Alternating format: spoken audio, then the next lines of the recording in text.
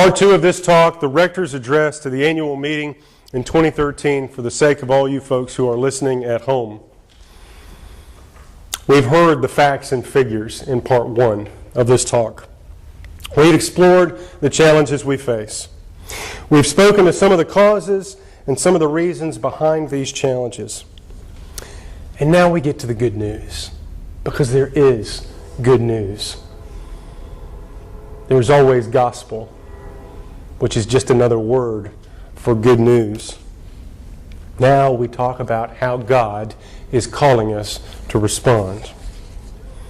Now, at this time, I want to direct your attention to the bulletin that we all used in worship today. Everybody have access? On the front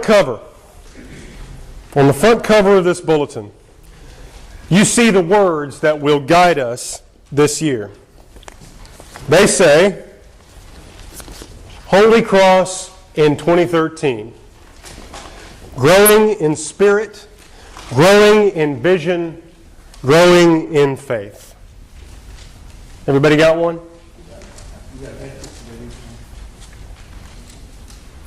Growing in spirit, growing in vision, growing in faith. The key here, folks, as you probably surmised, is growth. That's right, growth. But the emphasis, you see, is not about growth in numbers. Okay? Frankly, growing in numbers is always going to be secondary. Growing in numbers is, of course, the desired and prayed for result, but growing in numbers is not our primary motivation. A different kind of growth is going to be our motivation this year. Growing in spirit, growing in vision, growing in faith. That's going to be our motivation for this year. So first, let's talk about growing in spirit. That's our first step, growing in spirit. What this means, folks, is that our spiritual lives come first. Our spiritual lives come first. Our spiritual health is of prime importance. And that is not selfish, if that's the first thing that popped into your head. That is not selfish at all. It's not that this is all about us as individuals and my spiritual health. No. Quite the contrary. We are all called to work on our own spiritual health for the sake of being able to share the good news. That's not selfish. That's practical. As my good friend Bill Fife, who couldn't be with us here today, said to me on Friday morning as we were discussing all this at the men's breakfast, beware the naked man who offers you his shirt. In other words, folks, we're called to do our best to get our own spiritual house in order so that we can then be spiritually healthy for the sake of others. Growing in spirit. And the task of growing in spirit will begin with your leadership, the vestry. Your vestry is going to begin working together to model good spiritual health for the rest of this community. Our format for vestry meetings is going to be utterly different. Oh, we will take care of church business, of course. But the meetings we have will begin with Bible study. They'll start with prayer, they'll focus on Bible study, and they will continue with mutual support and mutual accountability for that community, the vestry, within the larger community of Holy Cross. We in the vestry will be present to each other in order to bear our individual and collective burdens. We'll be there for each other. Gone will be the tedium of all the pieces of paper and the endless reports. But folks, this is not just for the vestry. The vestry will be concentrating on being spiritually healthy for the sake of this larger community. But you see, your vestry members are committed to reaching out to you individually in order to provide the same opportunities for growing in spirit, that is, for spiritual growth and health throughout our community. So you, as a parishioner, be ready. Be ready for the call to come.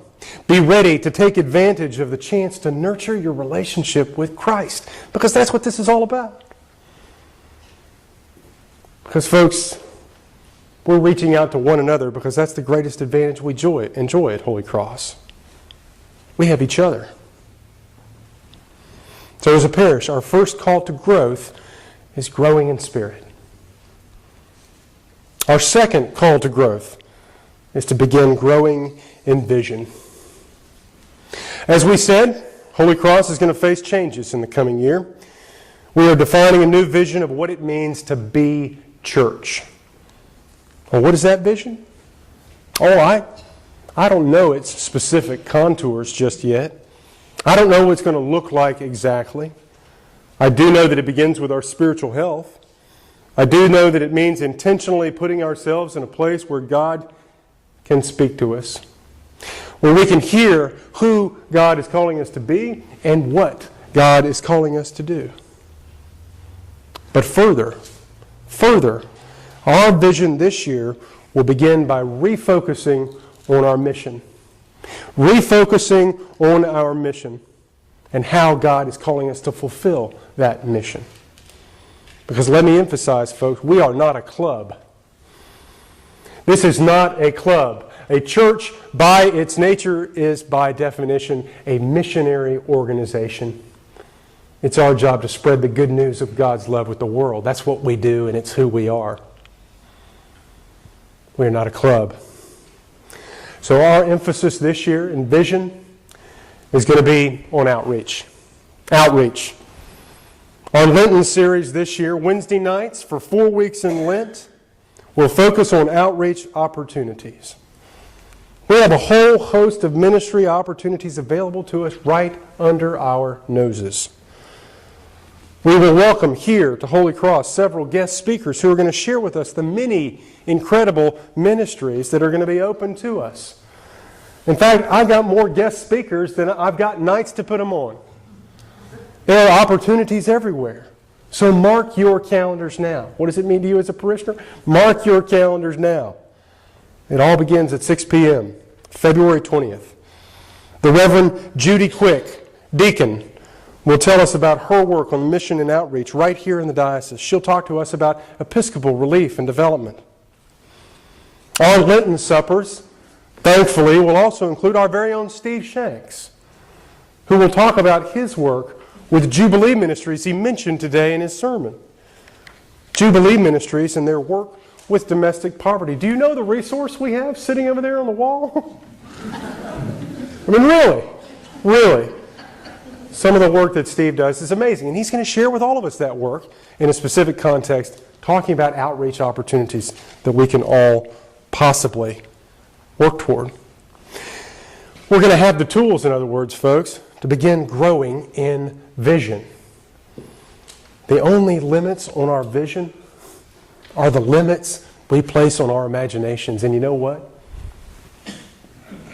For the sake of vision, God will call us even beyond our imagination. With human beings, it's impossible. But with our Lord, all things are possible.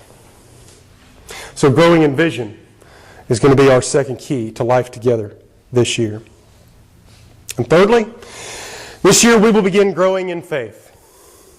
Our faith, our trust in God, is the very core of our lives as Christians. We have faith that God is going to show us the way forward individually and collectively. We have faith that Christ will not abandon us. We have faith that whatever challenges and changes we face, we will face them together with Christ in our hearts and the good news, the gospel, on our lips. Folks, the best definition of faith I ever heard in my life is simply this. Faith is going to the edge, the very edge of all the light you have, all the light in the world you have, the very edge, up to the boundary of darkness, and then take one more step. That's the best definition of faith I've ever heard. It is faith that will empower us to take that step. Faith that whatever lies in the darkness of an unknown future, God will be there, and the light of Christ will show us the way. Our call is to have faith, to grow in faith this year. So that's it. Growing in spirit, growing in vision, growing in faith. That is our plan, and that is our prayer for 2013.